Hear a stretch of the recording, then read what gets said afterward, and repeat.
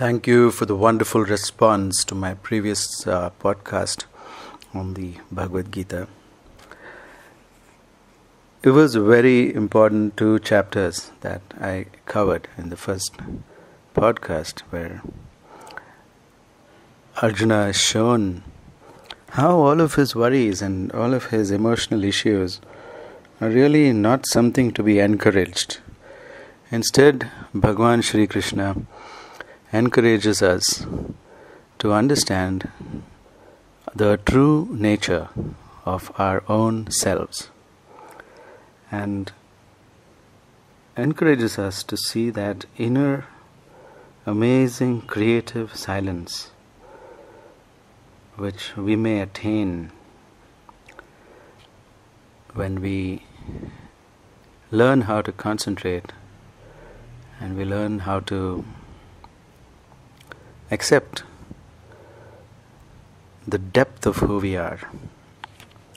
So, this is not only true of Arjun, this is true of all human beings, all of us. So, let's continue with the 3rd chapter. It's also known as the Karma Yoga chapter, and in this chapter you're going to get insights onto how you can do your day-to-day actions from the advice of Bhagavan Shri Krishna. So, Arjuna says, O Janardana, O Keshava, if it is your opinion that wisdom is better than action, then why do you wish me to engage in such violent activities? Your words seem to be contradictory, and my mind is now confused. Therefore, kindly tell me which particular path is most beneficial for me.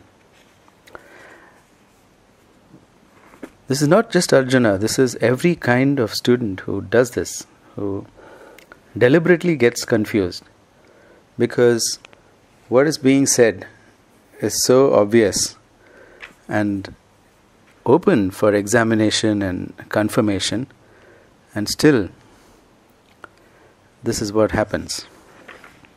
Confusion. So, Bhagavan Shri Krishna replies, he says, previously I explained the 2 paths found in this world, the path of wisdom for philosophers and the path of action for those that must perform action. A man cannot attain the state of divine consciousness free from material action simply by abstaining from action. Neither can perfection be attained simply by renunciation. So, don't separate. And a lot of people do this. They separate their mind from their bodies, their consciousness and spirituality from their day-to-day activities. So don't do this. They are not separate. Perfection cannot be attained simply by renunciation, running away from the world. Don't do that. So a lot of people want to run away. They want mukti moksha and run away. Shri Krishna is certainly not prescribing this. I don't know where these ideas came from. You're supposed to sit here, bear it, and do the work. One cannot abstain from activities even for a moment. Indeed, all living beings are forced to engage in activities due to the influence of the modes or the gunas of material nature, which are rajas, tamas and sattva. The one who controls the external senses, the karmendriyas, the organs of action, yet mentally dwells upon the sense objects, is said to be foolish and hypocritical. So people who abstain from actions, but they allow their mind to be fluid like water and just fall without any shape or concentration. Now these people, he's saying, don't be that guy, because you're foolish and hypocritical. If you are following external discipline, I don't eat meat, I don't drink alcohol, I don't engage in sex. A lot of people do this kind of shit. And then internally, they can't control their mind. They're angry with someone, they've got to prove their ego. They've got to prove that they're better than everybody. It's so pathetic to see such a human being. However, the person who controls the senses with the mind and engages them in karma yoga without attachment is superior, O Arjuna. So, control your senses. Basic message. Don't let your mind fall all over. Let your attention, all your senses report to your attention, and then your attention gets carried away by the senses, right? No, you should learn to control your attention in one single place if you want. And so,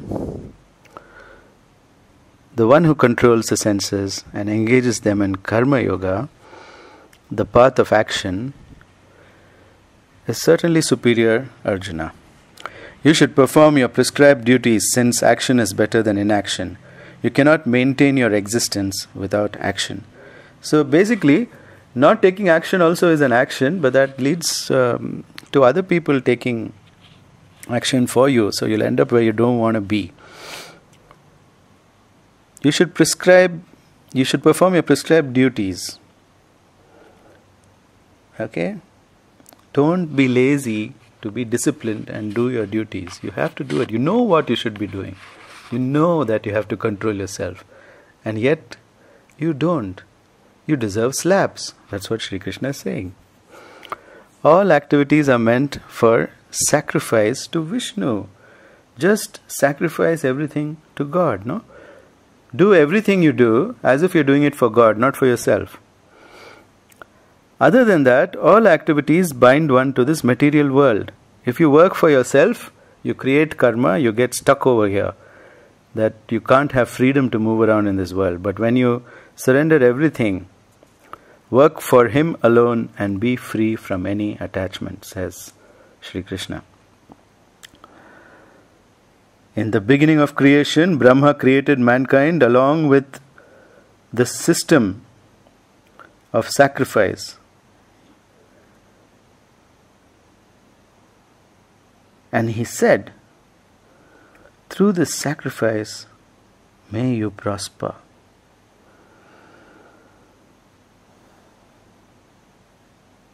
This sacrifice is called yajna. So it's not lighting a fire and then sacrificing. That is the external yajna. But there is an internal yajna which is within us. And if we sacrifice every action to God, all your desires will be fulfilled. Okay? This means what? This means you don't run after desires. What you're created to do, what you're built to do, you'll do. So the simple technique of karma yoga is only one technique. Whatever you do, sacrifice it to God. Can you do that? Can you do that? Can you give everything to Bhagavan Vishnu? Whatever you do. Whatever you do. I'm making this podcast, I'm doing it for Him. If you go have a bath, you do it for Him. If you have to go and do your job, you do it for Him, as if you're giving it to Him. So you sacrifice and offer it to Him. You do an action and you offer that action to Him. You water your plants, you offer that action to Him. Whatever you do, you exercise, you offer that action. You eat something, you offer it to Him. Can you live like that? For the person who lives like that, no desire will go unfulfilled. Everything will be fulfilled. You'll never be like wanting. You won't have desires. Because even before you think about it, it's already fulfilled. I have experienced this. I hope you do too. There's such a simple technique. Write it down. Memorize it. Don't forget it. The essence of this chapter is there in this verse, right? Okay, remember it. Then, the demigods, being satisfied with sacrifices, will also satisfy you. By mutually pleasing each other, you will attain the highest benefit. Okay? So when you sacrifice everything to God, then even the demigods or the angels or the, the devas, right? The higher beings, they are the ones, they get satisfied with your attitude of sacrifice, and they really are pleased with you as well. Being satisfied by your performance of sacrifices, the demigods will bestow onto you all the necessities of life. But one who enjoys these gifts without offering them to the demigods is a thief. So he says, if you don't offer this to Vishnu, just give everything to him. And in the middle, what happens is that there are all these celestial beings who are in service to Vishnu. So when you offer it, it doesn't go directly to Vishnu because, you don't have that kind of connection yet. Prahlad had that kind of connection. But we don't have that kind of connection. But when we offer it, there's a courier service. There is a bunch of beings who take it to the Supreme God. So when that happens, what you got to do is all the necessities of life are given to you. Everything's made easy for you, because you're doing something amazing. You're creating new things and you're pleasing God. God is like, oh, look what I created and look what I created. And He's enjoying it as if it's His grandchildren. Your creations are His grandchildren, and He's enjoying it. So think of it like that. You create something and you keep giving it. Alright? And when you do that, suddenly there's no ego. You don't walk around thumping your chest saying, I'm better than everybody, because everybody can sacrifice to Vishnu. It's there, it's a faculty that's there within everyone. Okay? So, the one who enjoys the gifts that come back without offering it back. So even the gifts that come back to you, give it back to the demigods. Alright? Just learn this attitude. Don't be a thief, because nothing belongs to you. Just keep creating and giving back. You're just a medium. Somebody said it's like a flute. Vishnu's breath blows the flute. The sound comes. Vishnu himself is pleased. You're just the flute. But even as a flute, you're involved in this divine creation, because it's coming through you. Okay? Enlightened individuals are liberated from all types of impiety by accepting the remnants of the foodstuffs offered in these sacrifices. So now he's talking about the external sacrifice. Those who only cook for them, but only as a metaphor. Okay? So whenever we make a sacrifice, so many beings get liberated. You just live one day sacrificing everything to God. So many beings around you will get liberated. The ones hanging around you, your ancestors, crying for liberation, hanging around.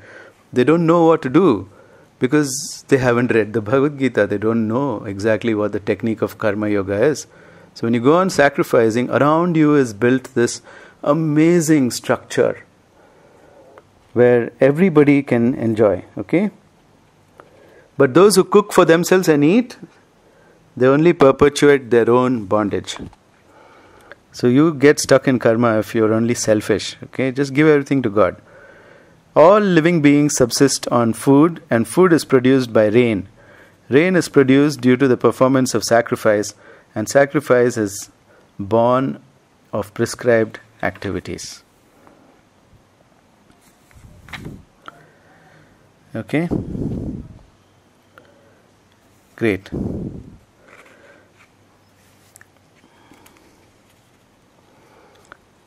Now, sacrifice is responsible for the weather around you. You have to understand this. The whole atmosphere that you build in your house, the whole atmosphere that you build in your office, it depends to whom you sacrifice. If you're sacrificing only to yourself, that atmosphere will be all about you. And this is very common nowadays, yeah? People have lost touch with their spiritual work. They don't understand that what they're doing has to be offered. And there's not just God, there are so many demigods and invisible beings around you, and they are the ones who take whatever you do and they take it to God. So when you do it with that attitude, you create a kind of rain, and that creates more food, and you get into a cycle of abundance. Okay, so people sitting and trying to manifest abundance, here's the formula for you. Don't do all the stupid abundance techniques you learn from abundance coaches. Instead, just read the Bhagavad-Gita. Okay? Here it's very clearly written that if you sacrifice, you do a yajna out of every action. Every action of yours, when it becomes a yajna or a sacrifice, then you're creating abundance. It's a cycle you're putting into force. This is the power that each individual has. No matter what your station in life, the promise is this. Try it. I tried it. My life changed. Amazing things happened. Now I'm telling you the secret, which is openly written in the Bhagavad-Gita. It's not even a secret. It's an open secret. Okay? It became a secret only because of our ignorance, because of our ego, because of our lack of learning. We don't want to pick up this amazing book and read. And that's why we're all stuck, isn't it? Okay. So one should know that the prescribed activities originate from the Vedas, and the Vedas originate from the imperishable absolute truth. Thus, the omnipresent absolute truth is eternally present within acts of sacrifice. Now the whole Vedas are about sacrifice. If you know the Vedas, you'll know this, right? And so, this is not new in the Bhagavad-Gita. It was written in the Vedas itself. And the Vedas come from absolute truth. And thus, the omnipresent absolute truth is always there within the sacrifice. Okay? You suddenly understand the truth that everything is made by God and belongs to God, and then you don't have that aukat to act like, you own anything. You don't have that status. You don't think that you have that status, and you just relax. Because nothing belongs to you, you can't even lose anything, right? So he says, "O Partha, one who lives in this world but does not accept the Vedic system lives an impious life in pursuit of sense pleasure. Thus he lives his life in vain. However, for one who finds pleasure in the self, there is no duty to fulfill. He rejoices in the self, and internally he is completely self-satisfied." Okay? So, here self means Atman. Okay? So when you find pleasure in just being, there is no duty to fulfill. Anything is okay. Whatever you do is yagna. Give it up. But you'll continue to do. Look, here you don't get demotivated and say nothing has meaning and then sit down, right? So you rejoice in yourself and you're internally completely self-satisfied.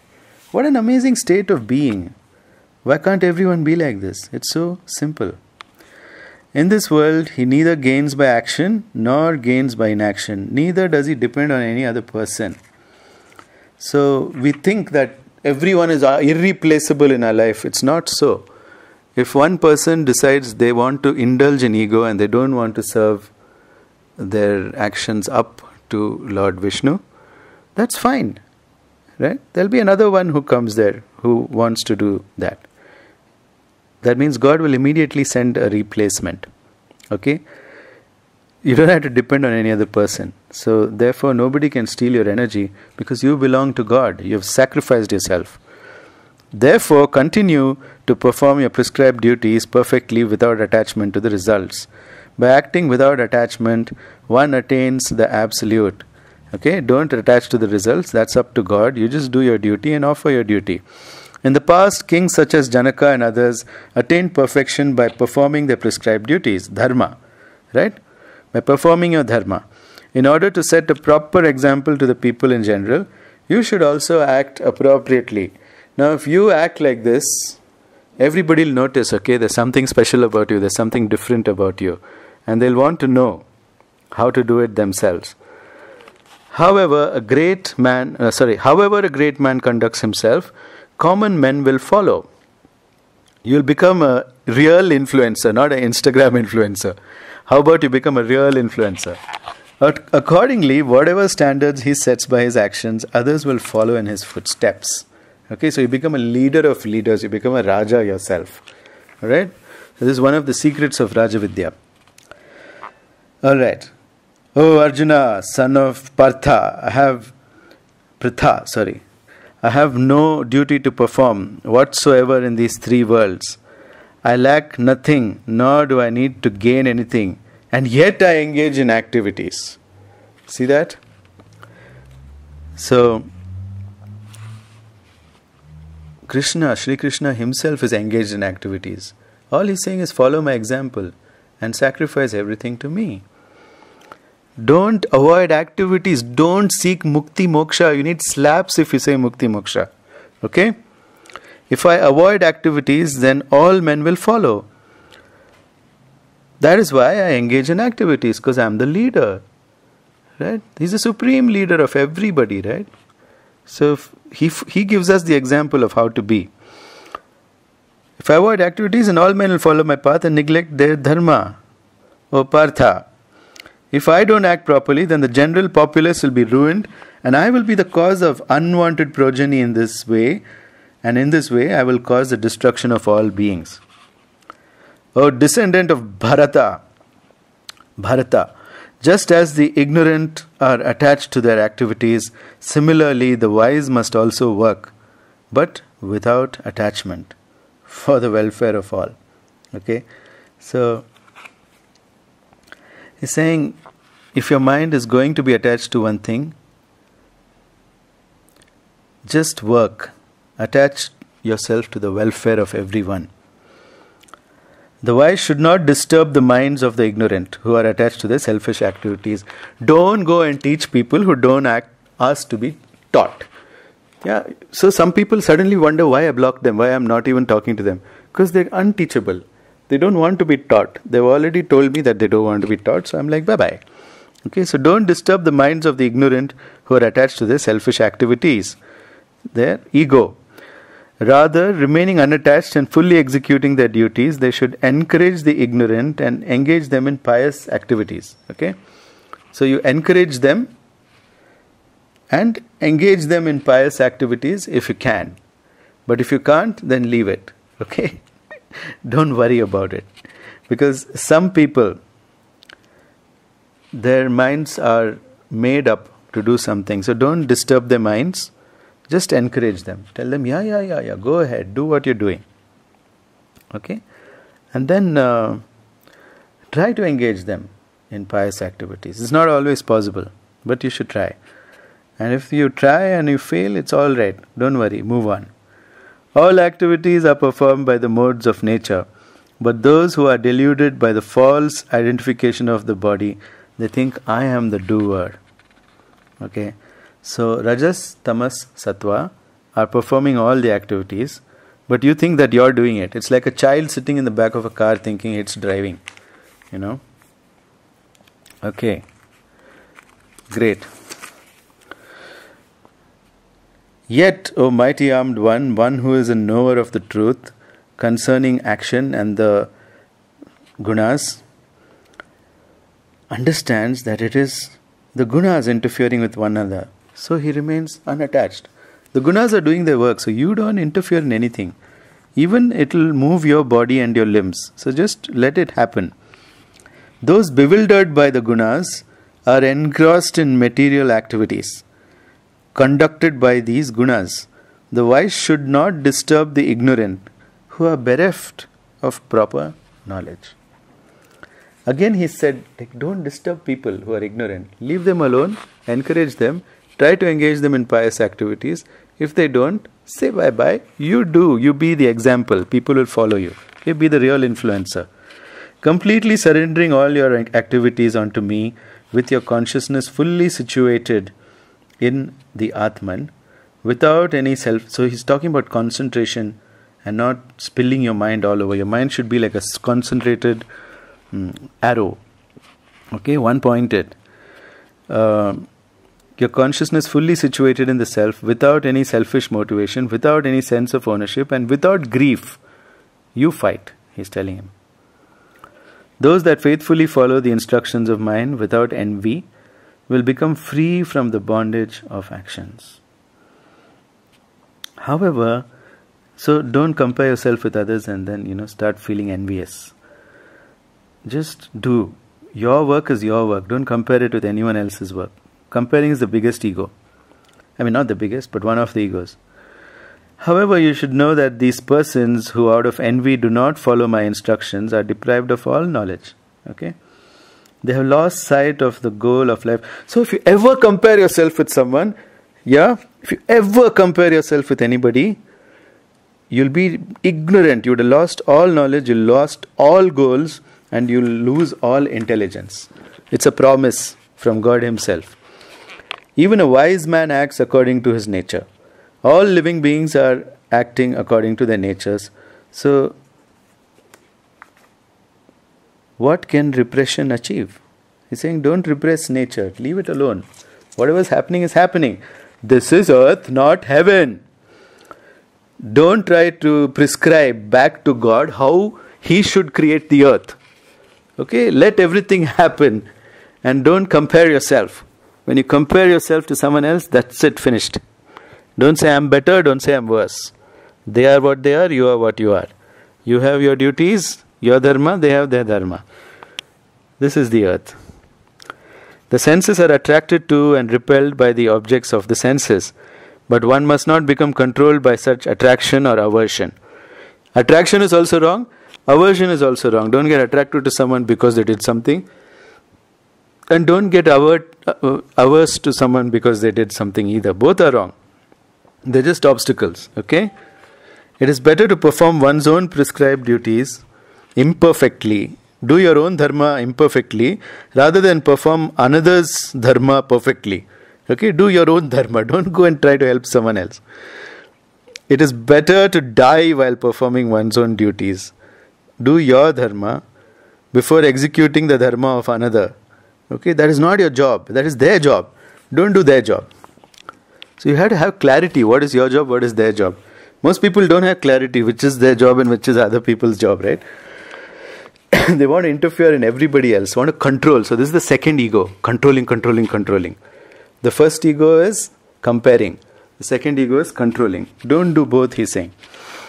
Then Arjuna asked, "O Krishna, descendant of the Vrishnis, what is it that makes a man perform impious activities even against his will, as if by force?" Everybody has asked me this.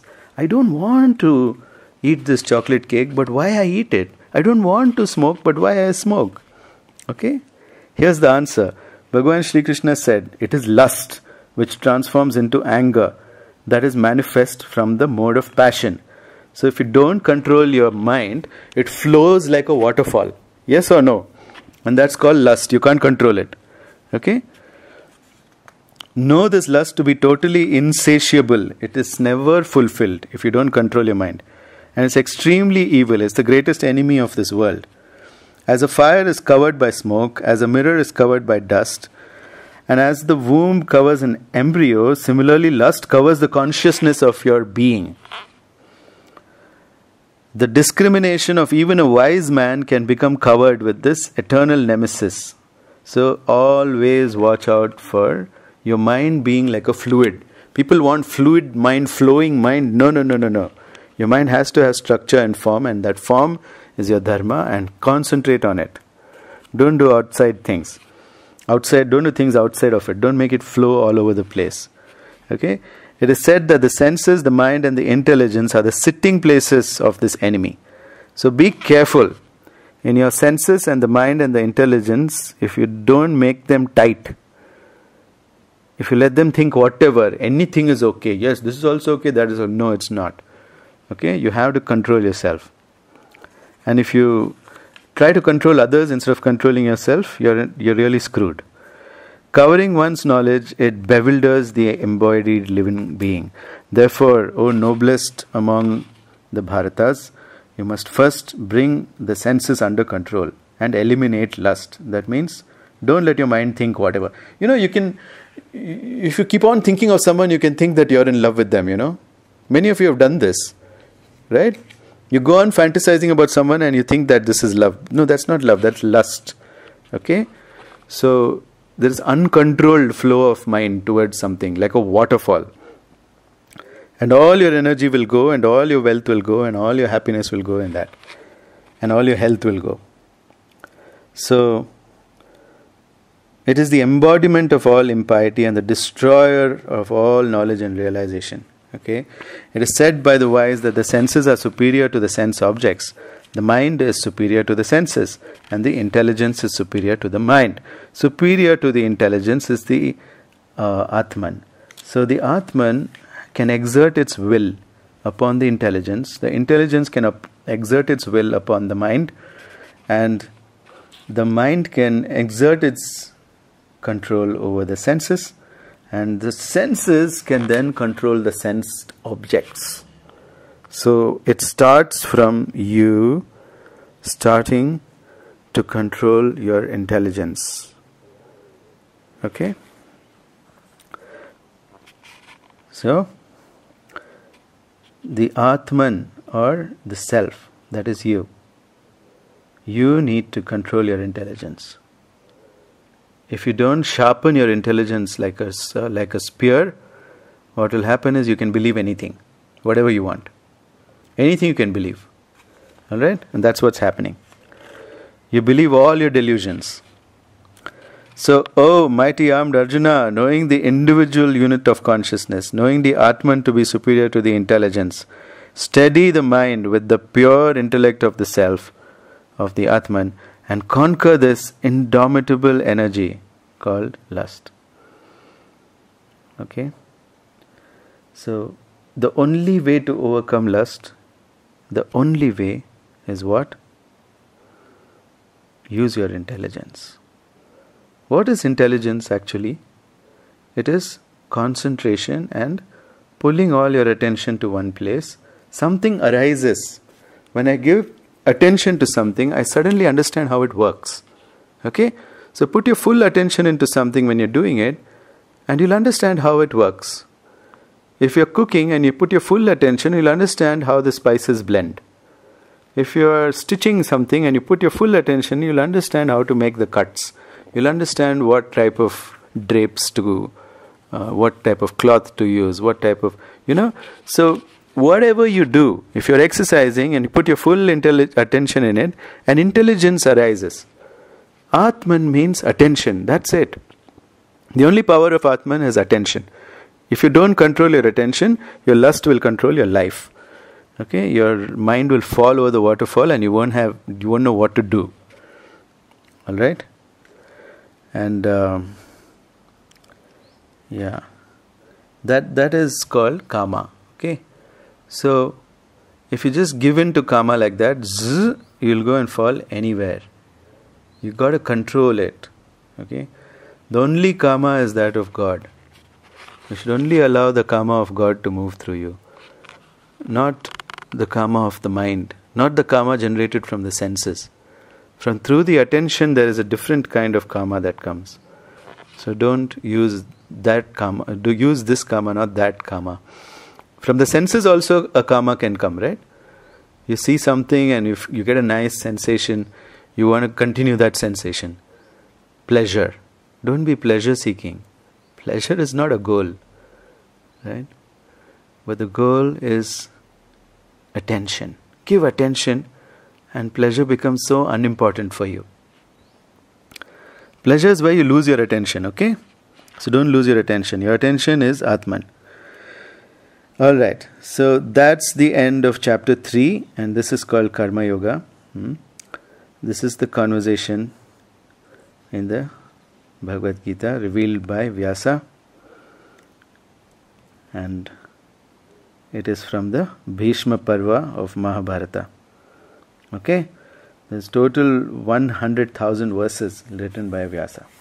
So in the next podcast, we'll talk about chapter 4, which is the Yoga of Knowledge, Jnana Yoga. I want you all to practice Karma Yoga till then. All the best, and Shri Krishna bless us all.